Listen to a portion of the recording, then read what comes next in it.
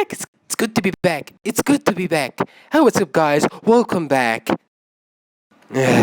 اوكي. انا رجعت المكان القديم، بس هرجع تاني المكان القديم، المكان اللي كنت فيه قبل كده.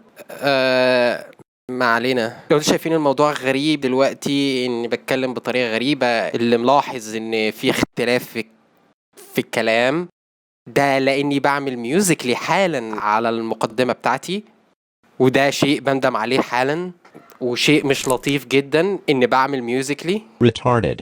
الفيديو ده هيكون جاد شوية عن أي فيديو أنا عملته قبل كده. أنا صراحة وأنا بحضر للفيديو ده أو أنا بعمله اتفرجت على فيديوهات كتير، لأني بعمل الفيديو ده عن شخص. بصراحة فيديوهات الشخص ده بتتعب نفسيا. ساعات كده لما بتلاقي حد مشهور وفيديوهاته عبيطة جدا وهبلة، وتلاقيه مشهور جدا، بتقول هو إزاي اتشهر بالفيديوهات العبيطة اللي هو بيعملها؟ لان الشخص اللي عملت عليه الفيديو، الشعور الوحيد اللي انتابني وانا بتفرج على فيديوهاته هو شعور الغباء او شعور الغضب. ما بتشوف فيديوهات عبيطه جدا وتلاقي الفيديوهات مشهوره قوي، اصحاب الفيديوهات دول برضو مشاهير، بتحس تحس ان انت بتكويشن لايف، يعني بتتساءل هل النجاح في صناعه المحتوى هو اللي انت تعمل فيديوهات مش اللي هي تافهه فهي مضحكه، لا، اللي هي مش تافهه، اللي هي خرا، فيديو خرا. ساعات من الفيديوهات الخرا تبقى سو جود وبتضحك، لا ده فيديو خرا عشان خرا. سوري بس انا انزعجت وانا بعمل الفيديو ده، فده الشعور اللي حسيته يعني وانا بتفرج على فيديوهات الشخص ده. وهيئ نفسك لانك هتحس بنفس الشعور ده. الشخص ده هو نادر الكومي، نادر الكميلي، نادر الكوميلي، نادر الكوميلي.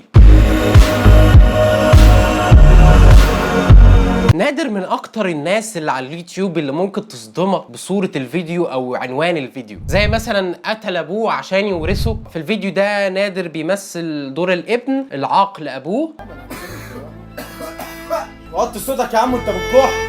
ابوه في الفيديو ده بيموت، بغض النظر عن ابوه. انت عارف يا ابني ما بقتش تتحرك، انزل يا ابني تجيب لي العلاج من الصيدليه. تنزل انت جيبه. انت عارف يا ابني مالك حجون. ونادر في الاخر بيندم وبينزل بالايه القرانيه. فتحس ان الهدف من الفيديو ده ان هو بينصح الناس، مش بس عامل عنوان صادم بيجذب بيه مشاهدات. السماوات والارض واختلاف الليل والنهار والفلك يا حاج، والفلك.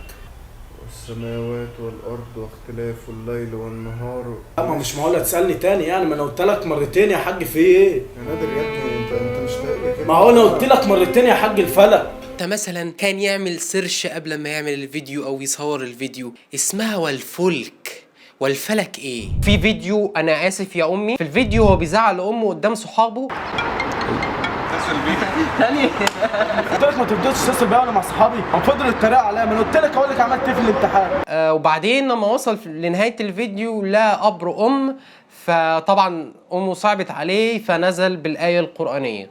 كلاهما. طبعا فيديوهاته كلها متشابهه، مثلا هو عقوق الاب، عقوق الام، ينزل بالايه القرانيه. مثلا بيعامل اخته وحش، بيعامل اخوه وحش، ينزل بالايه. بيعامل جيرانه وحش، ينزل بالايه. كل فيديوهاته مبنيه ببناء ثابت. بيبدا المشكله بتنتهي بموت شخص في حياته، فهو بيندم فبينزل بالايه القرانيه. كل فيديوهاته بنمط واحد. فقبل ما تشوف الفيديو انت تقرا العنوان بس، تتوقع ايه الفيديو بيتكلم عن ايه بالظبط. ونهايه الفيديو ينزل فيديو يوم راس السنه، يسمي الفيديو ليله راس السنه. طبعا تتوقع ليله راس السنه بيحصل فيها ايه، بيشربوا مخدرات فيها، وبعد ما بيشرب مخدرات واحد فيهم بيموت، بينزل بالايه القرانيه. تيبيكال نادر، نفس الاستراكشر بتاع الفيديو. كنتش مفكر ان هو عمل فيديو عن ليله راس السنه الناس بتشرب فيها مخدرات فواحد بيموت فيهم فبينزل بالايه القرانيه في الاخر. ايه ده، انت كنتش متوقع كده؟ الشباب يوم الوقفه شوفوا حصل ايه، هتتصدموا. طبعا انا هسيبكم انتم تتوقعوا حصل ايه في الفيديو ده. اجابه صحيحه، واحد فيهم شرب حشيش مات، نزل بالايه القرانيه.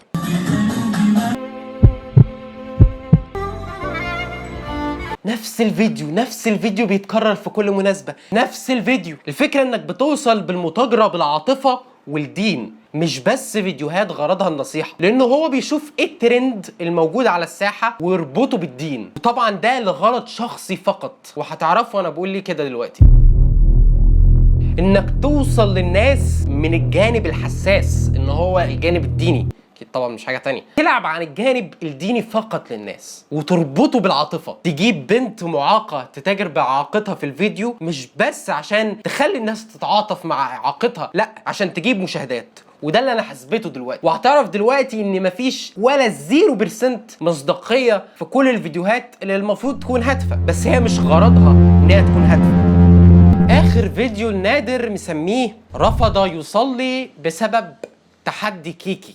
طبعا نادر قبل ما عمل الفيديو ده كان بيقول لاصحابه يا جماعه ايه الترند اللي موجود دلوقتي؟ طبعا قالوا له اغنيه كيكي، قال لك بس خلاص نربط اغنيه كيكي بالصلاه. تحس ان هي ما بقتش فيديوهات هادفه، تحس ان هي متاجره بالدين. طبعا الفيديو بيبدا ابوه بيصلي، قال له تعالى صلي يا ابني، راح رد عليه قال له لا يا بابا انا هنزل اعمل كيكي. بينزل يعمل كيكي، بيعمل حادثه يموت، ينزل بالايه القرانيه. طبعا اكيد اللي احنا بنعمل كيكي كل يوم وهو ده اللي بيلهينا عن الصلاه. الفيديوهات دي بتبين لك مدى كسل هذا الشخص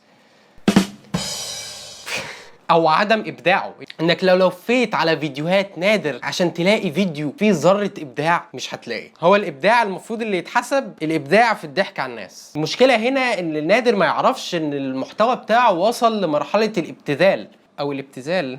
احنا بنقول الابتذال بس هي بالذال. الابتذال او الابتذال لو شفنا معنى الابتذال ايه هتلاقيه تافه، فقد طرفته وقيمته بسبب كثرة الاستعمال. دي المشكلة اللي وصل ليها نادر. من كتر الابتذال اللي هو بيعمله الناس بقت خلاص تقل تعاطفها وتحس ان في حاجة غلط، تحس ان بقى مفيش مصداقية في المحتوى، ان المفروض المحتوى ده اللي كان بينصح الناس وبيعلم الناس بقى مش كده خالص. بقى الناس بتحس ان الموضوع بقى مبتذل او مبتذل. ودي نصيحة نادر، من كتر لما نادر بقى يركب على اي ترند ويربطه بالدين فهو ده اللي كان بيشهر فيديوهاته. انت هتحكي لي قصه حياتكم؟ ما وطي صوتك يا عم انت بتروح. لما ارجع اصلي بابا في مشوار مهم. مش قلت لك ما تفضلش تتصل بيا وانا مع صحابي؟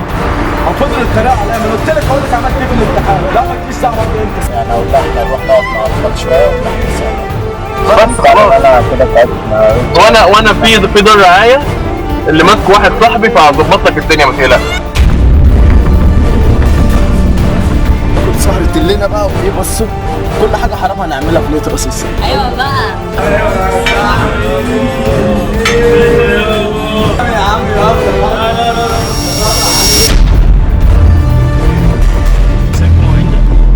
ده بقول لك ايه، بص يا ابني تستخدمه سلك بينط يا جدع. لابس اسود على اسود. انا مش عارف يا ابني، انا ناقص سواد يا ابني. تريكلاب يا اسود شغالك يا اسود شوكولاته الواد على الشوكولاته.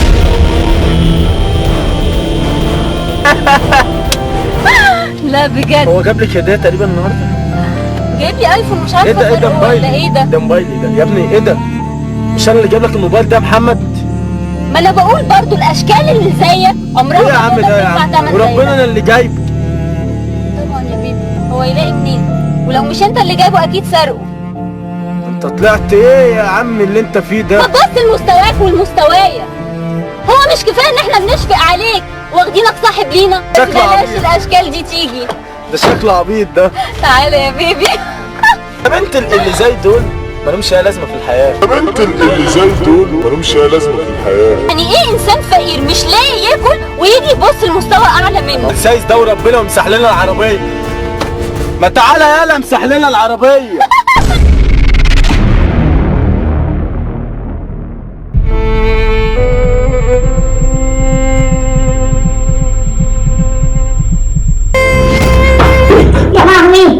احنا مصر يا زميكس ومنعين، احنا هنكبر.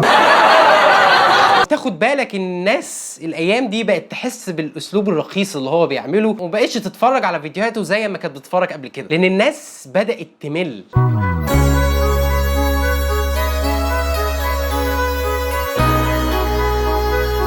الجزء الثاني الإعاقة الذهنية. طبعا هنا مش بوجه كلامي ليه ان هو عنده إعاقة ذهنية، بس هو بيعامل متابعينه اكنهم عندهم إعاقة ذهنية او هو فعلا معاق ذهنيا، انا مش عارف. يعني في فيديو مسميه لن تشعر باليأس بعد هذا الفيديو. الفيديو بيبدأ بواحد برجله مكسورة، يعني ايه بيحاول يحرك رجله فوقع، فحد اداله ورقه مكتوب فيها لا تيأس او آية قرآنية فكمل المشي.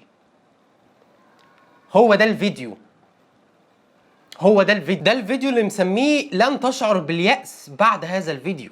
ان هو واحد بيمشي وقع قام مشى تاني، اللي هو انا فعلا ما شعرتش باليأس بعد هذا الفيديو لاني ما شعرتش بحاجه خالص. يعني انا لو جبت عيل في اولى ابتدائي هيعمل فكره احسن من الفكره بتاعت الفيديو ده. بيسكت انت، ده انا بشقط منه بنات وشباب كمان لو عايز تشقط عادي.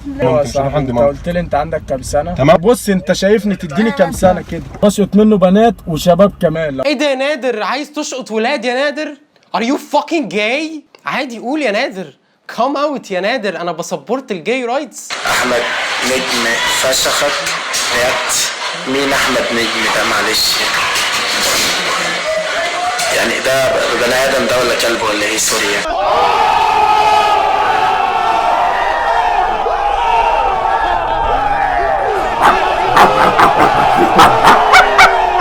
طبعا اشهر محتوى في مصر بعد الميوزيكلي محتوى العربيه والبنت.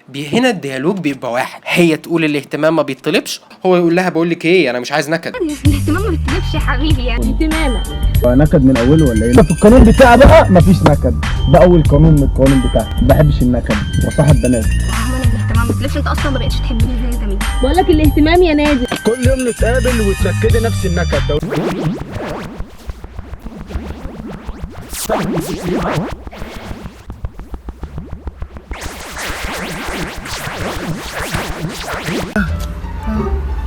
تيجي نعمل واحد؟ تيجي نعمل واحد؟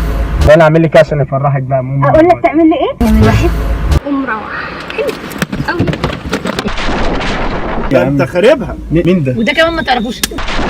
ده طبعا نادر بيسميه كوميديا، حتى هو بيعتبر نفسه كوميديان. لو دخلنا على الانستجرام بتاعه مصنف نفسه انه كوميديان، وهي دي الكوميديا بالنسبه له. هنا بيتارجت نوع من الناس معينه، هي البنات المحرومه اللي بيمنشنوا بعض في الكومنتس في الفيسبوك. Do you ever look at someone and wonder what is going on inside their head? اسكت انت، ده انا بشقط منه بنات وشباب كمان.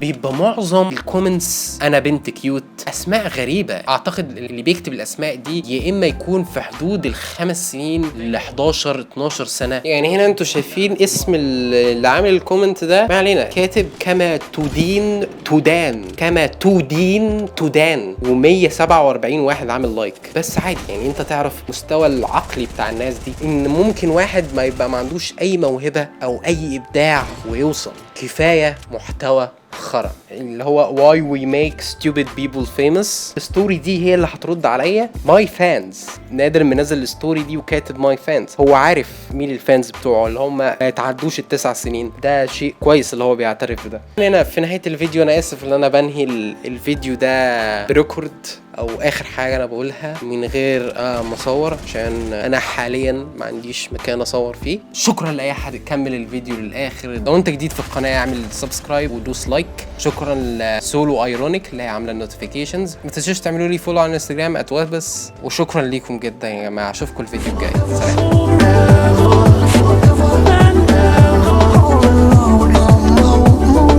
Listening to all the things you can't hear. No matter what I